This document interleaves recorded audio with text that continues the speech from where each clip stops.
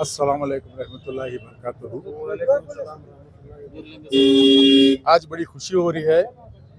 कर्नाटक रियासत के इतिहास में जो हमारे वक्फ प्रॉपर्टी है और आस्थाने हैं, मसाजिद हैं, चंद दरगाह और मदरसे, ये सब जो उनके प्रॉब्लम्स थे, हमारे रहबर कर्नाटक रियासत के माइनॉरिटी मिनिस्टर अली जनाब ज़मीर अहमद साहब बहुत ही अच्छा कदम उठाए हैं।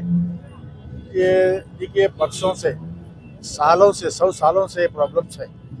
वो प्रॉब्लम्स हल करने के लिए वक्फ अदालत हर ज़िले के हेडक्वार्टर में ये जो प्रोग्राम हो रहा है, ये बहुत खुशी हो रही है। हम उनको खास करके इज़्ज़त ज़मीर अहमद साहब को मुबारकबाद देते हैं ऐसे कौम के काम के लिए, और उनको अल्लाह ताला और ज़्यादा ताकत अता फरमाए।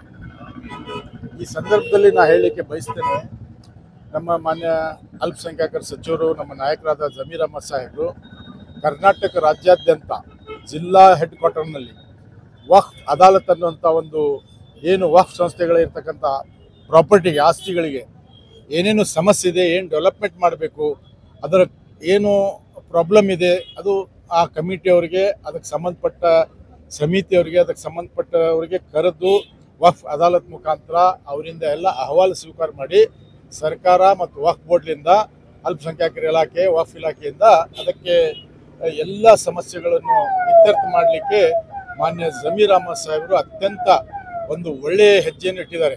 ಕರ್ನಾಟಕ ರಾಜ್ಯದ ಇತಿಹಾಸದಲ್ಲಿ ಇದೇ ಮೊದಲನೇ ಬಾರಿ ವಕ್ಫ್ ಅದಾಲತ್ ಮಾಡುವಂಥ ಕಾರ್ಯಕ್ರಮ ಮಾಡಿರ್ತಕ್ಕಂಥದ್ದು ಶ್ಲಾಘನೀಯ. ಆ ಭಗವಂತಲ್ಲಿ ಪ್ರಾರ್ಥನೆ ಮಾಡ್ತೀವಿ, ಇನ್ನೂ ಹೆಚ್ಚಿನ ಶಕ್ತಿ ಅವ್ರಿಗೆ ರಾಜ್ಯದ ಜನರಿಗೆ ಮಾಡಲಿಕ್ಕೆ ಕೊಡಲಿ ಅಂತೇಳಿ ನಿಮ್ಮ ಮುಖಾಂತರ ನಾನು ಅವರಿಗೆ ಅಭಿನಂದನೆ ಸಲ್ಲಿಸ್ತೇನೆ. ಧನ್ಯವಾದಗಳು.